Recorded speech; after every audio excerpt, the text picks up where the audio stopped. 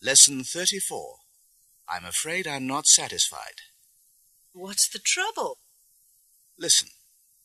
Harvey, Paula and Dan have a series of concerts in the north of England. They've stopped for the night at a small hotel, and next morning they all meet for breakfast. Toast and marmalade and a pot of coffee, please. Right. It won't be a minute. I like English breakfasts. Don't you, Paula? Oh, yeah. You still look half asleep. Was your room comfortable? Yes, it was fine. There's a lovely view of the countryside from my window. I was so tired after all that traveling yesterday, I slept like a log. How about you? I slept well, too. My room was old-fashioned, but kind of cute. It wasn't a bit like the motels back home. Some of the furniture could have been in a museum. Oh, here comes Harvey. Morning, Harvey. Hey, you look terrible. I feel terrible. What an awful, dirty, noisy little dump this is. Why? What's the trouble? Everything. I was told my room was going to be quiet, but it was right over the disco, which didn't stop until 2 a.m. Everything was dirty. The bedside light wasn't working. Good morning, sir. Breakfast? Not yet. I'm going to see the manager first. Look, I'm sorry, but I have to make a complaint. I'm sorry to hear that, sir. What's wrong? I'm afraid I'm just not satisfied with the room you gave me last night. The bedside light was broken, the television wasn't working, the bathroom hadn't been cleaned, and it was incredibly noisy, right over the disco. Can you tell me your room number? Certainly. It's room number 4. I'm terribly sorry, Mr. Sheldon. There's been a mistake. You were put in the wrong room.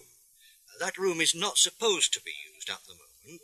It's being renovated and soundproofed. Please accept our apologies. I can't think how it happened.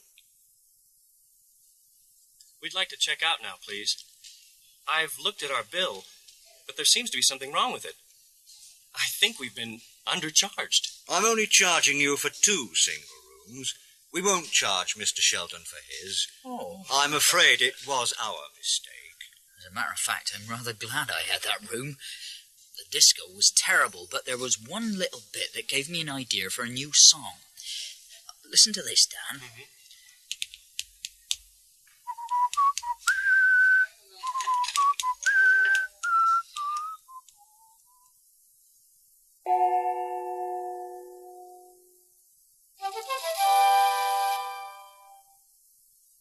Listen and repeat.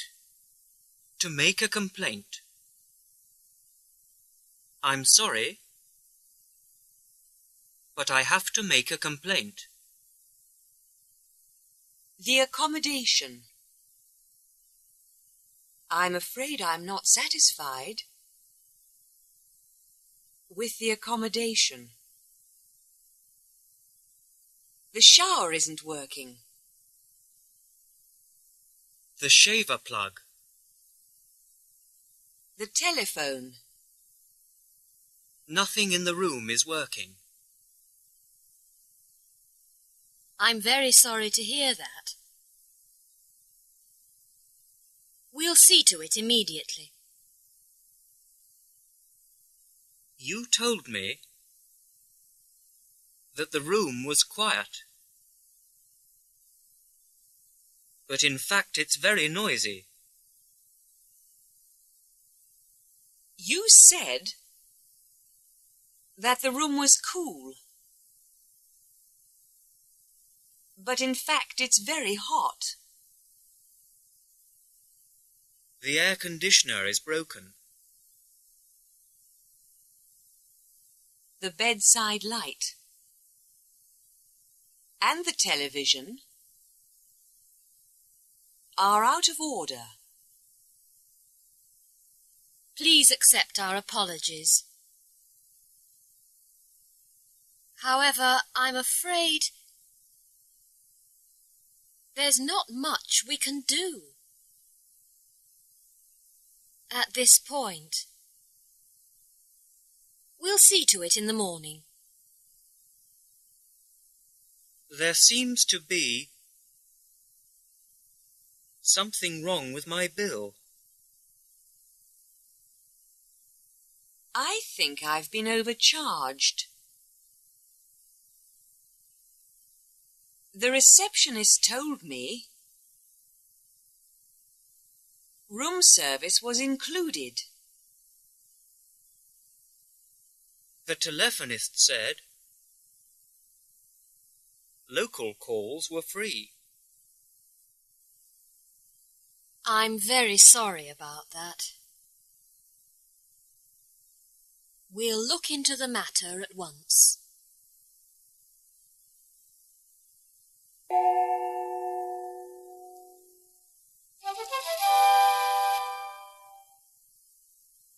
Pronunciation. Listen to how the intonation in all these examples is very similar. The speaker sounds sincere and wants her listener, in each case, to know how she feels. Repeat each line. Thank you so much. I'm very grateful. You're very kind.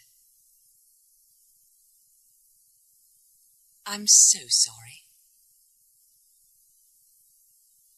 Please forgive me. I'm sorry to hear that. Please accept our apologies.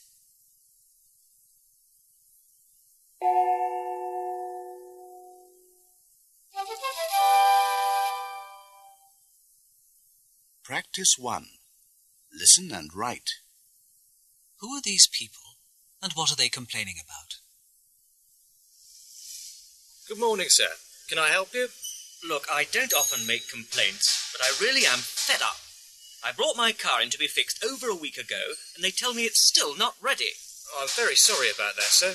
I'm afraid there's been a misunderstanding. Well, when will it be ready? I've been without my car for more than a week. It was a very simple job, too. We'll see to it immediately. Do you think you could come back in about an hour? I'll get onto the job right away. That was the example.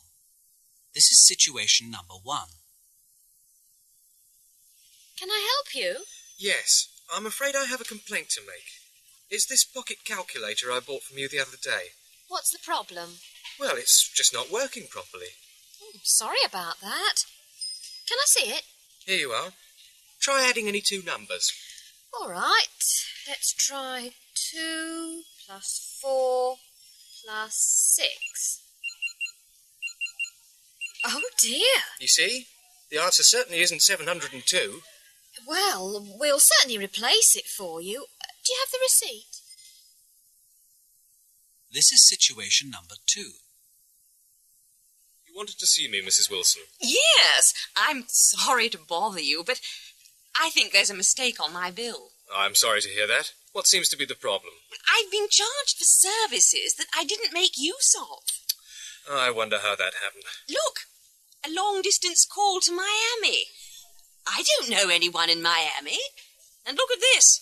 Early morning tea. Me drink tea in bed. Never. As you say, Mrs. Wilson, there's obviously been a mistake. I'll see that it's sorted out right away. Now situation number 3. Good evening, Mr. Foster. Evening, Fred. I've got something I'd like to talk to you about. Problems? I'm afraid so. Those brochures for the exhibition.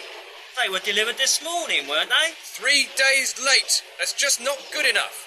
Now we're running behind schedule. I'm sorry about that, Mr. Foster. We've been having trouble with a new machine. Well, let's hope it doesn't happen again. Deadlines are deadlines, for you and for us. And here's the last situation, number 4. Excuse me. Yes, madam. I don't like to say so, but there's something rather strange about this fish. Strange, madam? It doesn't taste fresh, I'm afraid. I'm terribly sorry. I can't imagine how it happened. I'll take it away at once. What would you like instead? I don't think I want anything else, thank you.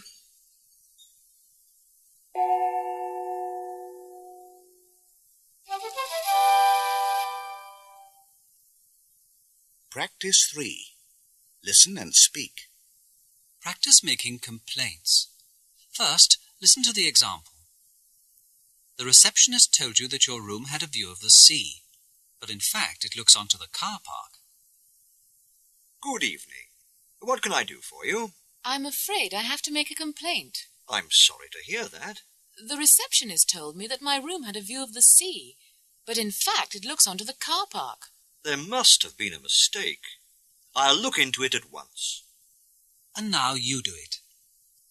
The clerk at the desk told you that your room was quiet, but in fact it's very noisy.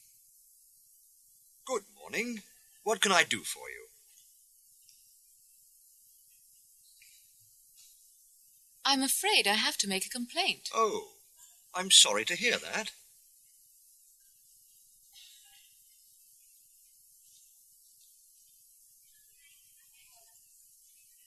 The clerk at the desk told me that my room was quiet, but in fact it's very noisy. I'm sorry about that.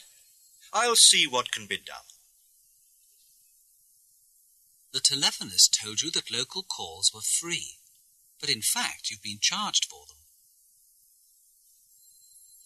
Good morning. What can I do for you?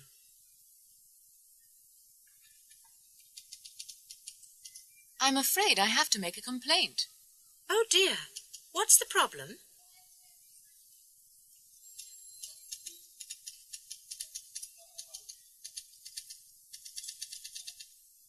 The telephonist told me that local calls were free, but in fact I've been charged for them. Obviously there's been a mistake. I'll have it put right immediately.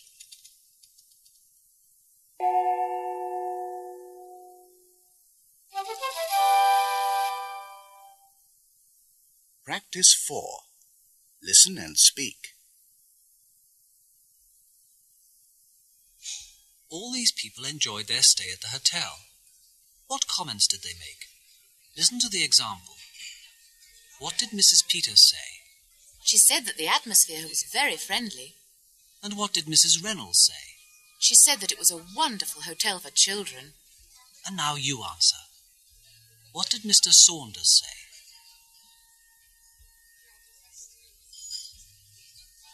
He said that the meals were excellent. What did Colonel Arthur say about the service?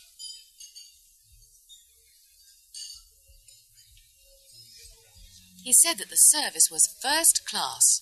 What did Miss Winters say?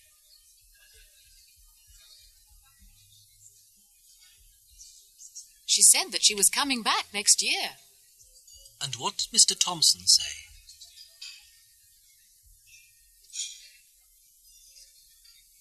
He said that it was his favourite hotel. That's all for this lesson.